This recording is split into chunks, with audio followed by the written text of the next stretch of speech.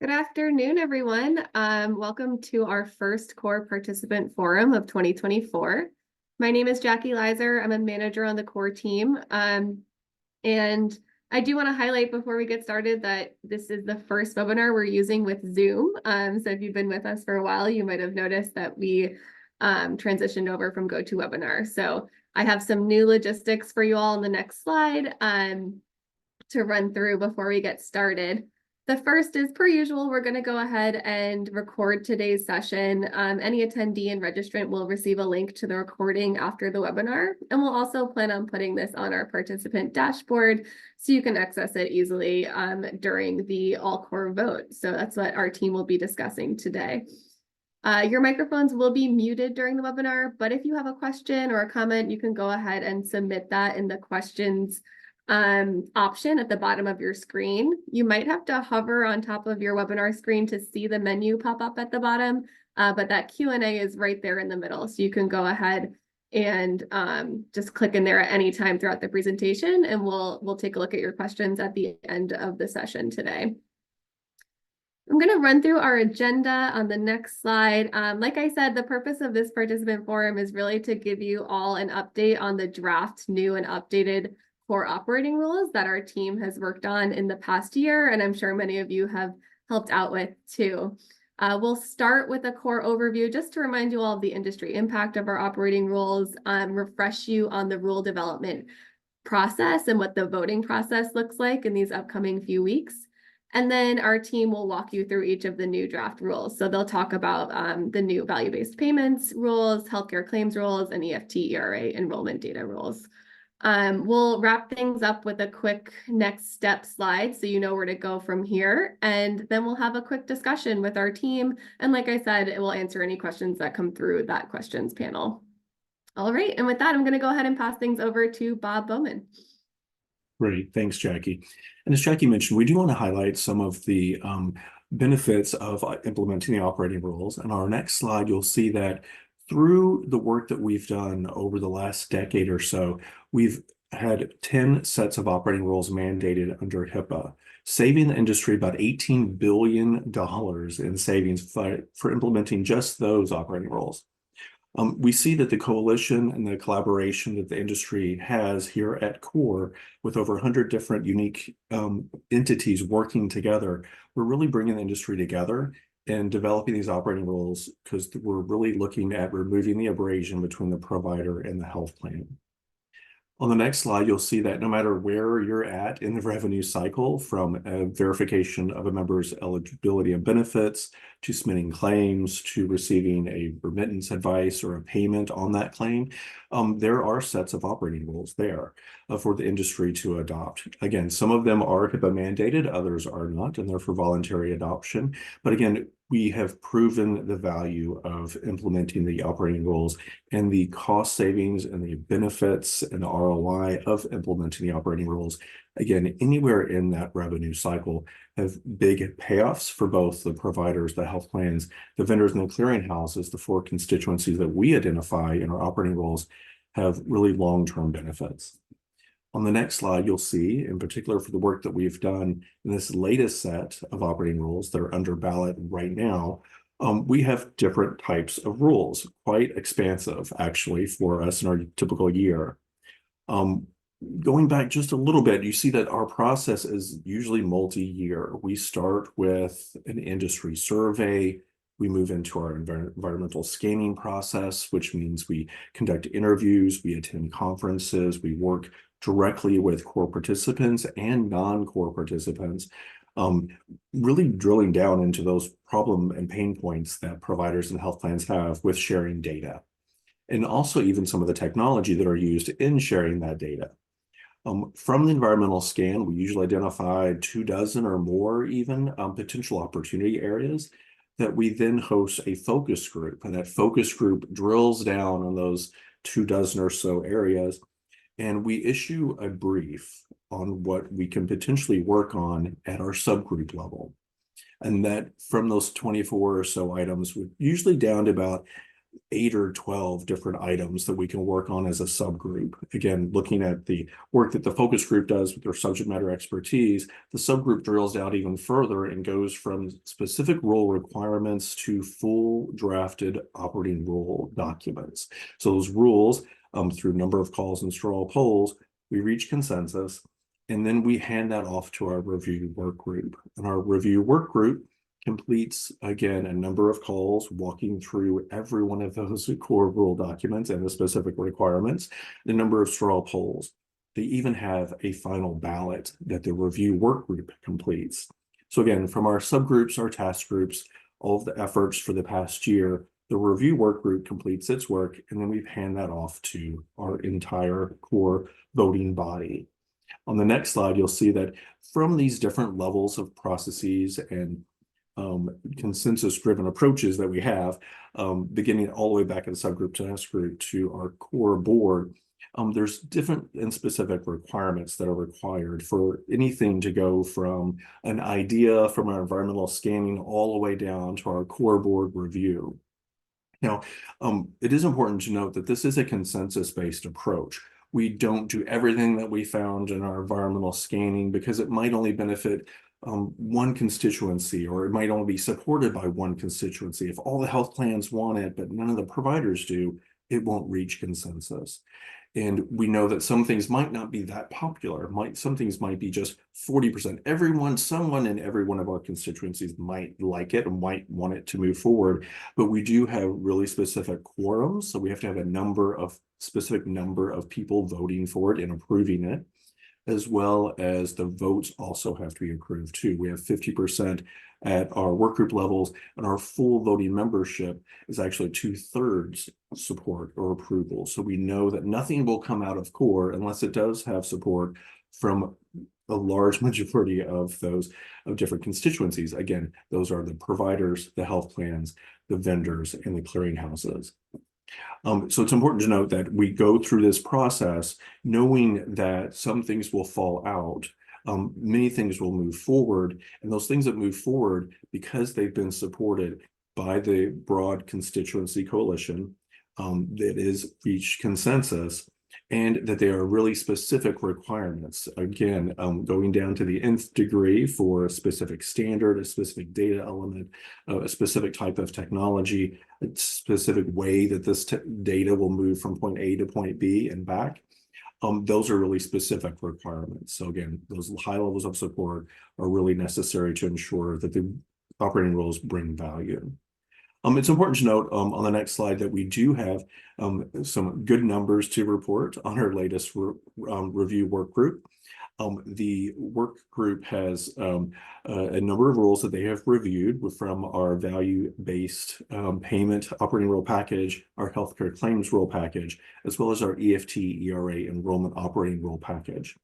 We have exceeded our quorum requirements, and our approval rates are quite high. Again, 74% to 96% there for many of the rules in this package for the review work group. It's important to note that these values are important for us as a work group, as core itself. And we're going to have each of our leaders here present their particular rule package and the details of the value of those rules and what it might mean for you in implementing them over the next few slides. So with that, I'll hand the call over to Mike to work through the value-based operating rule set. Mike? Great. Thank you, Bob, and thanks for that excellent overview. I'm excited to share with you today some of the finer details of the value-based payment operating rule package, which targeted the benefit enrollment and maintenance, the X220 rule set, both new data content and updated infrastructure rule, the core attributed patient roster operating rule, which references the X12 834 X318, and this represents an updated data content and infrastructure rule. And lastly, a core framework for semantic interoperability and value-based payment, which falls outside of the typical rule requirements, if you will, but provides necessary industry guidance and centralization around a key set of concepts used in value-based care. So without further ado, next slide, please. Beginning with the benefit enrollment and maintenance operating rules. And as I said, this is inclusive of new data content and updated infrastructure requirements. Core participants targeted the standardization of intake and exchange of sociodemographic information, and put special emphasis on maintaining patient privacy and sensitivity, particularly when we're exchanging items around sociodemographic information, which can be sensitive to many beneficiaries and other stakeholders. Within the requirements which are applicable to this transaction, core participants indicated the collection and exchange and processing of data surrounding race and ethnicity, member language, as well as a discretionary requirement to enhance self-reported gender identity reporting. These sociodemographic factors are increasingly being used in value-based care programs to identify at-risk populations and to define methodologies that are used in these programs to help enhance care for beneficiaries. As I stated before, member privacy and consent processes were of utmost importance to core participants, and this rule set is inclusive of best practices for the exchange of this sensitive information, as well as required consent processes to be implemented according with the health plan policy and regulations. Upstream to downstream, this intake standardized uniform data, as well as that maintenance of member privacy for use in the optimization of program design for health equity initiatives within value-based care programs. And ultimately, this can be used for actionable insights and methodologies that are inclusive of this information. In advancing overall health equity goals from across the federal government to commercial health plans, and impacting the patients in ways that are most meaningful to them. Next slide, please. Paired with the benefit enrollment and maintenance rule is an updated core attributed patient roster operating rule. The intent being that the information that is being taken in during the benefit enrollment and maintenance process can then be included in the existing core attributed patient roster rules to be exchanged down to providers on a monthly basis who are participating in value-based care contracts. This takes what I was just saying on the previous slide one step further, where this sociodemographic information being used to inform meaningful methodologies and other interventions can then be used directly by providers to target these specific sociodemographic factors in practice and coordinate care attendant to their value-based care or value-based payment contracts. There is further reinforcement in this rule of the importance of member privacy, consent, as well of exchange around this sensitive information. And the infrastructure rule was updated to align core real-time and batch processing mode protocols, which are present in the other core infrastructure operating rules. And it's important to emphasize here that adding the real-time processing mode not only aligns the requirements with the other core infrastructure rules, this is also a requirement that relies on mutual agreement between trading partners. So this is only really supported if it's mutually agreed upon between a health plan provider or whomever the two trading partners involved with this process are. Next slide, please. And then lastly, as I teed up at the beginning, is the core framework for semantic interoperability and value-based payment. Within value-based payment, there's a lot of disparate industry definitions for terms and concepts, a lot of ongoing work, a lot of parallel efforts. Core participants leveraged their considerable expertise to align around a set of 47 common concepts and terminologies encountered in value-based care to provide succinct definitions that can be used to align industry stakeholders around a common set of terminology, around a common set of terms. Right now, these are not referenced in any of the core operating rules as rule requirements. However, they are included in the core operating rules to set a common understanding around the language that core participants and core is using to define value-based payment and talk about value-based payment. This is really a guidance document in that respect. And it's one that not only can be used internally for CORE's internal discussions and the like, but can be used externally if any stakeholders across the industry are seeking greater guidance of how to refer to standard terms and concepts in value-based care. These terms are divided across 7 domains, which are shown on the screen here, so I won't read these out. But I would like to say that this is a living document and comes with a maintenance process. And pending approval, we will launch a update process and solicit input and feedback from our industry stakeholders to ensure that this document can continue to serve its purpose for time to come. So thank you for the opportunity, and thank you for the collaboration for those on the call who were involved with this. Greatly appreciate that. Now I'm going to pass it on to my colleague Pete Pensinger, to talk about the healthcare claims operating rule set. Thank you. Thank you, Mike. Well done there. And welcome everybody to the healthcare claims operating rule package topic. And we started out research in support of this rule package. It became very clear to us that industry was eager to smooth out, I should say, issues that were increasingly burdening both health plans and providers. So when we kicked off our environmental scan discussions, we knew that there would be operating rule development topics related to the actual healthcare claim itself. And in subsequent conversations, a supporting transaction, the 277 claim acknowledgement, also surfaced as an opportunity for the healthcare claims subgroup to focus on. Additional context is going to be on the next page here. We only have one slide to talk through as it relates to this rule package, and we've oriented it actually in a revenue cycle workflow. So on the left side of the screen, we have the earlier portions of the claim submission process, and on the right side of the screen, we don't go all the way through to adjudication, but we get to coordination of benefits. So as we were identifying rule topics, we immediately deduced that with COVID came an increase in telehealth care. And with that, confusion about place of service assignments in hospital business offices, for example. And for the health plans, incoming phone calls from providers seeking advice on how to bill telehealth claims. Additionally, in the environmental scan timeframe, denials were also trending upward for a variety of reasons. You could categorize them at a 30,000 foot perspective as misunderstandings of how claims should be billed. And with that included value-based care claims.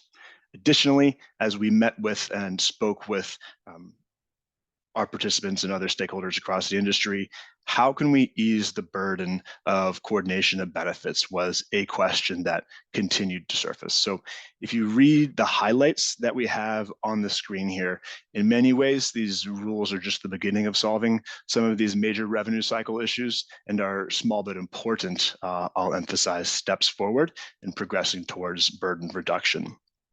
So if you follow a claim through the process from coding through coordination of benefits and think through the rules that the subgroup developed.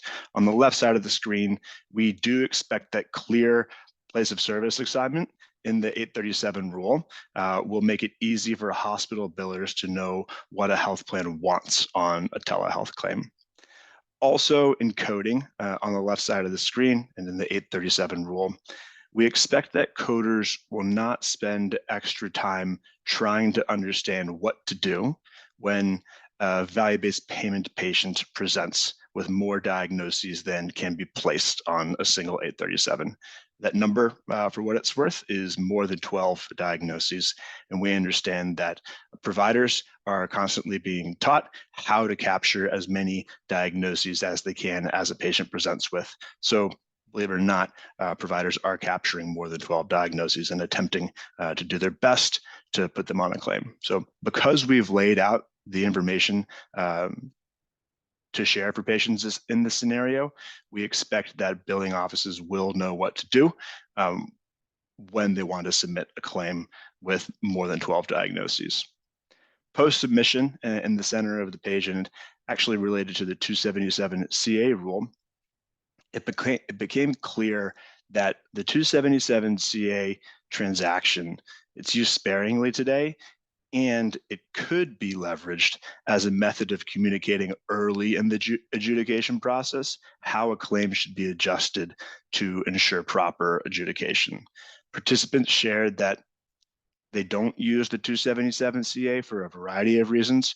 One of the biggest is difficulty in interpreting error codes related to the transaction. So as a group, we aligned on error codes to place on the 277 claim acknowledgement, thereby increasing the utility of the transaction to a point where it's actually going to be a helpful tool in streamlining claim adjudication. Additionally, we specified how health plans should communicate errors on specific line items on a claim in the event that there are multiple line items or services rendered, obviously as appropriate, to avoid confusion brought by having a specific error placed the claim level, a specific error meaning one that could be interpreted as related to a line item, but it is placed at the claim level. So in this portion of our claims package, the 277 CA rule, the value is early on in the adjudication process, having the opportunity to correct a claim that has been submitted. As times pass, we expect that health plans and providers will see increased value in that error communication within the 277 CA. Therefore, providers, health plans, et cetera, will increase utilization of the transaction, and we'll see decreases in time to adjudication for our provider and health plan friends.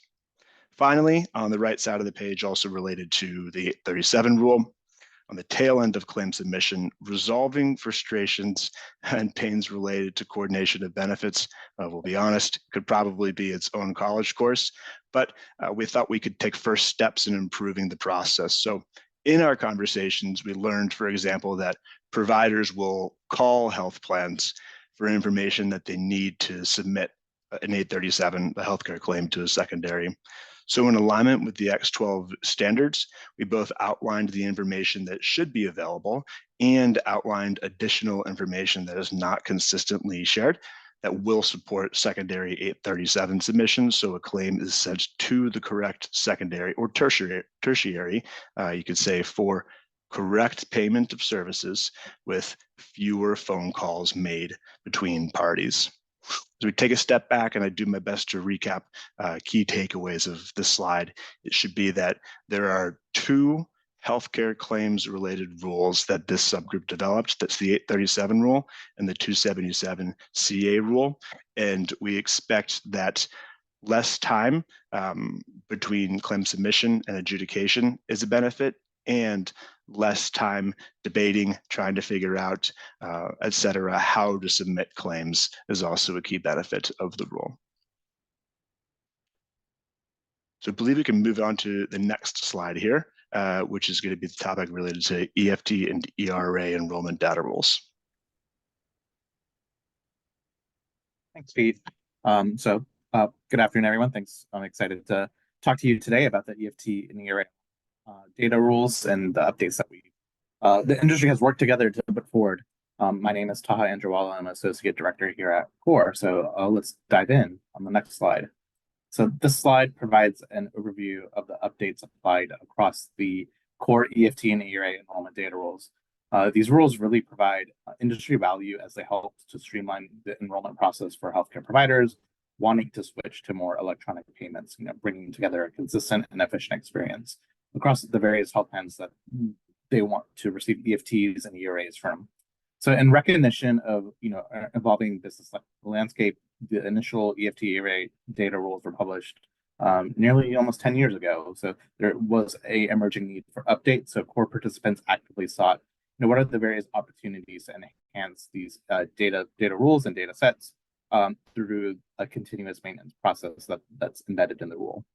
So this led to the formation of a dedicated task group in the fall of last year, which comprised of various industry EFT and ERA subject matter experts, really tasked to identify, what are the opportunities that we could further streamline not only the data sets, but also maybe the provider enrollment experience. What are ways that we could simplify the workflows and some of the governance around it. So throughout collaborative discussion, consensus decision driven decision making, the task group, worked and reviewed each data element line by line, and also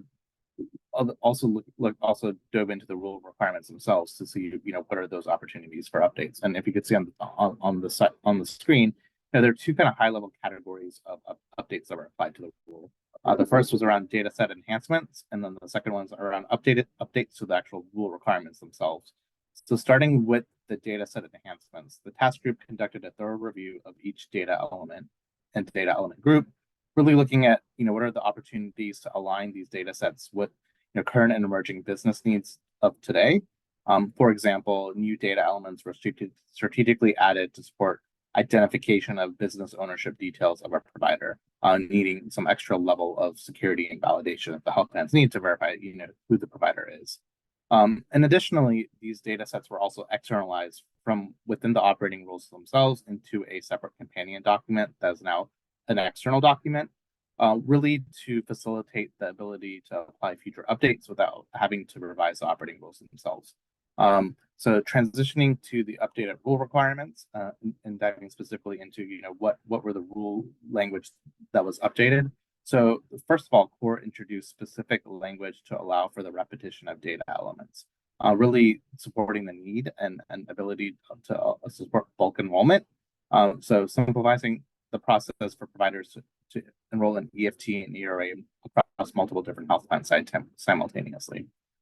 Next, CORE added an inclusion of process-oriented measures aiming to enhance fraud detection, and some of the recommendations there include the addition of multi-factor authentication, use of security codes to really align to best practices today and across the security and compliance standards that are best practices in the industry. Additionally, a new language is also incorporated to align the EFT rules with some of the NACHA operating rules to really minimize the risk of fraud within the ACH network. So ensuring that, as EFT transactions are being generated, they're aligning complying with the NACHA operating rules around the downstream impact. So next, the task group, highly debated the next three topics on the slide. So one is, which is the creation of notification requirements to acknowledge when an enrollment, disenrollment, or update was received and then successfully processed. So these new requirements really help to ensure that all EFT and ERA transactions are processed accurately and efficiently. And much consensus building throughout the task group and review work group was really centered around aligning on what are those specific timeframes needed for notification, which the groups landed on a 24-hour notification for health plans to acknowledge when an enrollment was received, and then later, after the enrollment was successfully processed, health plans then need to send a notification within 2 weeks of completing that enrollment. So a lot of work to align on those designated timeframes. And then the next two requirements around EFT fees and alternative payment methods, these have generated lively discussion within the industry today. And we found solutions via the discussions and consensus building via our core participants around how can the EFT ERA rules align on these topics and provide some guidance to the industry. So first of all, transparency takes center stage with the EFT fee disclosure. So health plans are now required to clearly outline all the applicable and known fees, EFT fees. So this really empowers providers to make informed decisions and really avoid any surprise charges when enrolling in EFT as they know what the costs are upfront.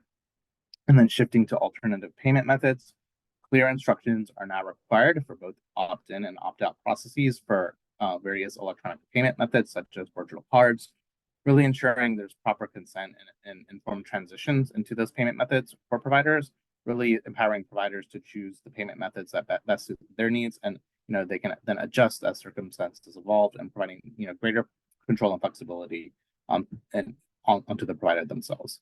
So now kind of shifting and looking at the visual on the right, it kind of really paints a picture of how these updated rules should positively impact the enrollment experience for all.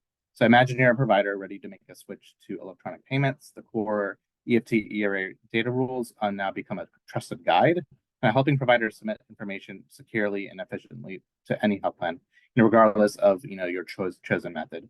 And then the core safe harbor provisions really ensure that a secure option is always available, ensuring that data set is secured and avoids any risk of any sort of fraud measures and exposure vulnerability to those data sets that may be getting hacked. The next step is kind of gathering information. So, as providers are gathering the information and submitting the enrollment, providers should feel a uniform and consistent way in an approach to gathering that information, as the standardized data is outlined via a maximum data set.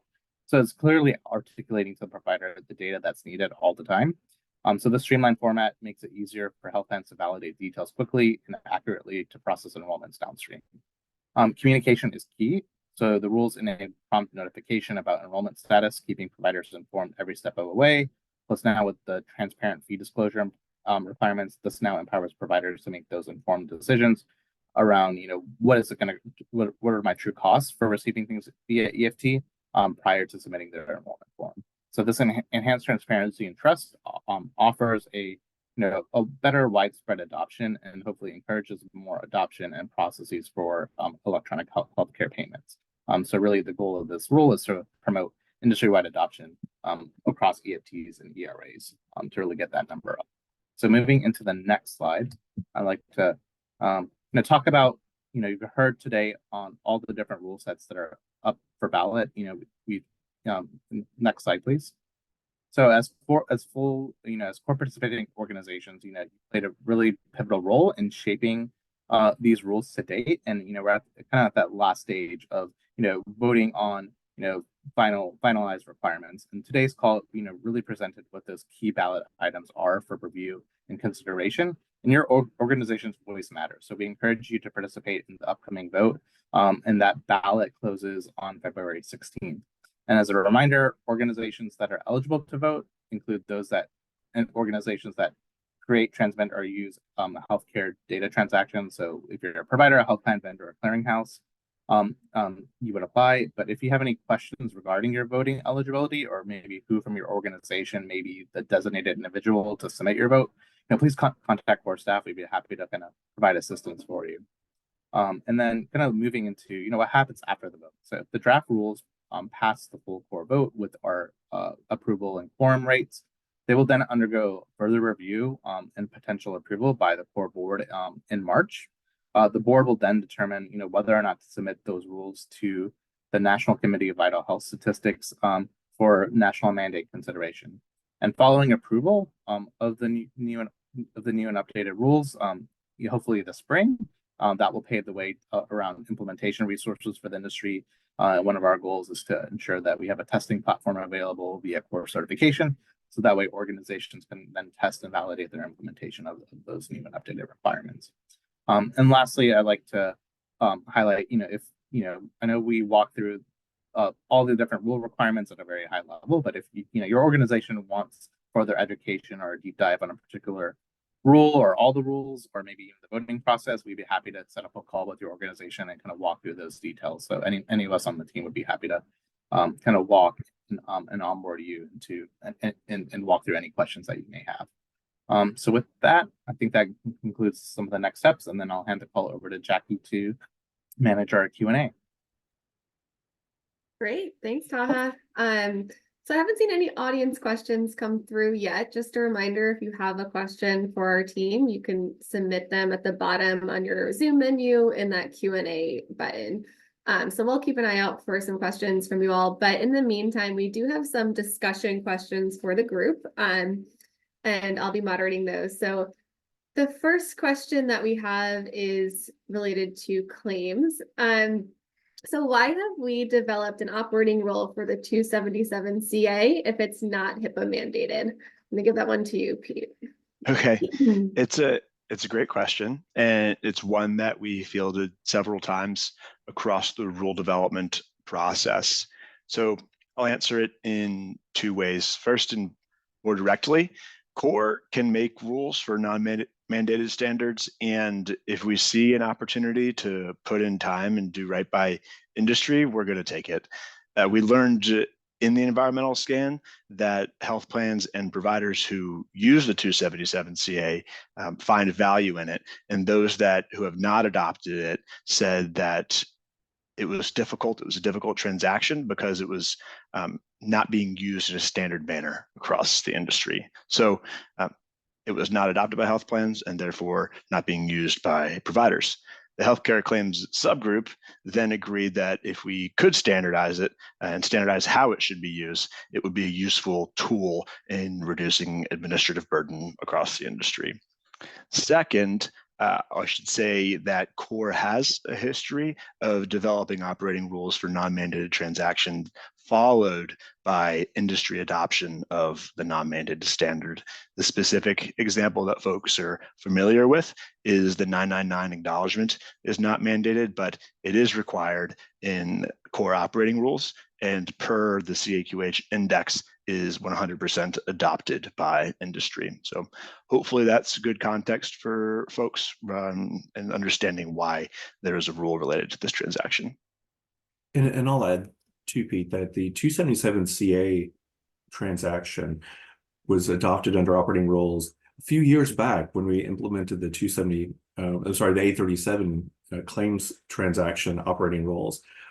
So we required the use of the 277CA a few years ago, and now this iteration, we're coming up with data content operating rules for the 277CA. So we're expanding on some of the work that we've done previously. Again, follows along what we typically do is build on what we've done in the past.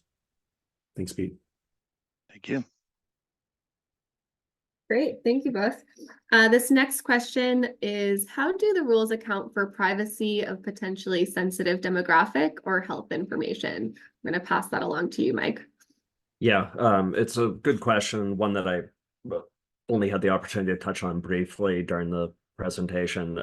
Just to reiterate, the exchange of socio-demographic information and other health information, it's not lost on us, the sensitivity there, and core participants really emphasize the importance of the protection of this information.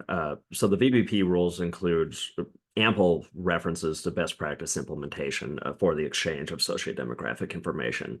And these can be really held up, though in some cases short of rule requirements, they can really be held up as best practices. And those are included in the draft rule language and encourage you to engage and ask questions regarding those items. More material, though, in terms of actual rule requirements is a consent process that entities have to implement under these rule requirements, consistent with existing HIPAA regulations and in line with health plan legal counsel and advisement. Under HIPAA, covered entities are allowed or encouraged to set up opt-in or opt-out consent processes for the exchange and for the provision of this sensitive information, such as race and ethnicity or anything else that's deemed sensitive. The core operating rules do stop short of requiring either an opt-in or an opt-out process. That is to be implemented consistent with the health plan's legal counsel. But it is a sweeping requirement across all of the socio-demographic information that is named in the operating rule as an opportunity for beneficiaries to actively consider the risk and the benefit of exchanging this information with the health plan for the betterment of their care, and also the greater identification of health disparities and anything else that can advance health equity. So to summarize, the operating rules do reference existing mechanisms within federal regulation, and they do account for emerging regulation and emerging legislation around in order to protect this information and in order to maintain the privacy and the sensitivity of it. So yeah, that's about it. But we received ample feedback about that, and I just want to make that clear. Ample feedback about that, and we really value all that feedback and did our best to really incorporate that level there to ensure the protection of the sensitive information. So let me pause there. Bob, I invite you to add in a additional commentary if you'd like. Yeah, just briefly, that I think Mike brought this up well, is that this led to much discussion within our subgroup and how to approach it. And the discussion was lively and debated, and we tried to address it again through our consensus-based approach, take an approach that is a middle ground. as well as progressive, right? We don't want to do with the low-hanging fruit, what the lowest common denominator is. Those are not terms in our vocabulary. We are progressive. We're trying to drive the industry towards best practices and approaches, and through the best data exchange models that we have available to us. As well as the best technology and security and authentication, everything else that goes with our operating roles. This is another component of it. And that discussion, lively, debated, but we did reach consensus through that approach. Thanks. Great, thank you both. I still haven't seen any questions come through for the audience, so I think this will be our last discussion question, and it's for Taha.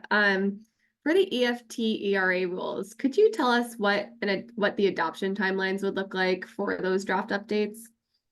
Yeah, that's definitely a great question. And given that the current EFT ERA rules are currently mandated, I know there are probably a lot of questions around, what adoption may look like, what are implementation requirements. So when I walked through the rules, I noted that there were two different types of updates. One was an update to the data sets, and the other was an update to the rule requirements. So looking particularly at the data set updates, I wanted to highlight that CMS does recognize that the enrollment data sets will be updated through a dedicated maintenance process. So as such, any updates to those data sets should be recognized under HIPAA and do not require any new federal regulation.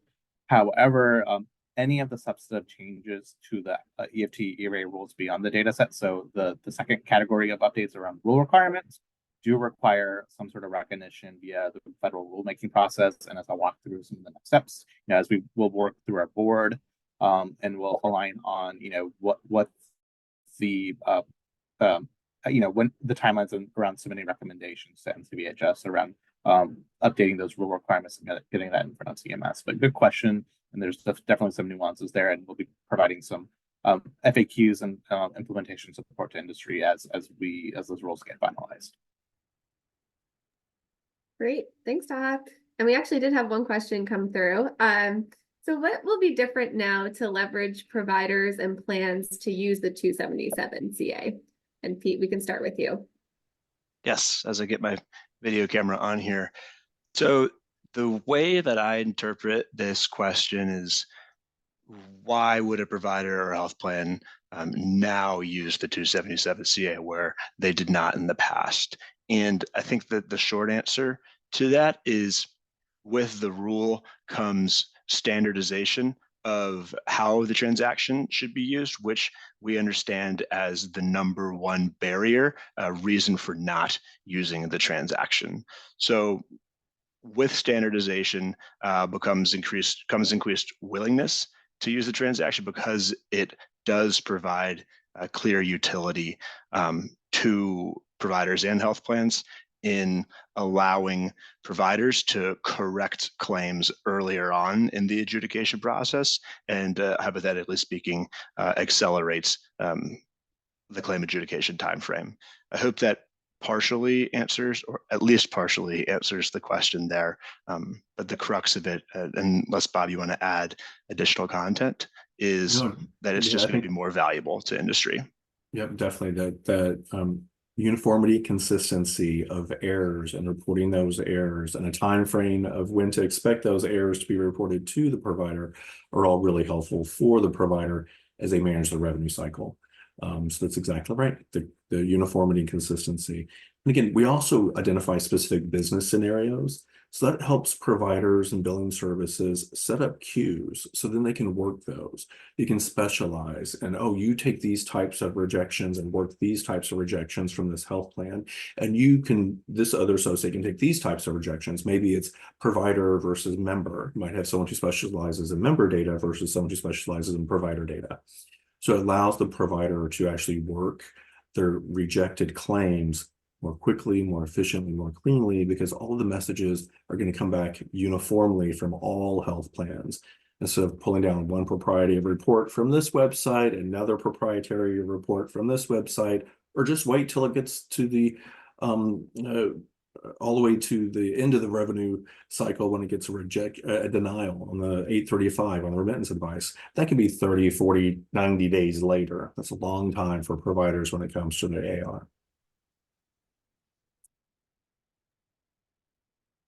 Great. Thank you all. We are just about at time and there are no more audience questions. So if we just take a look at the next slide, I just want to thank you all for joining us this afternoon. And if you do think of any questions as you're reviewing the draft rules or just have any questions in general, please feel free to email our team, core@caqh.org. And otherwise, I hope you all have a great afternoon. Thanks for joining.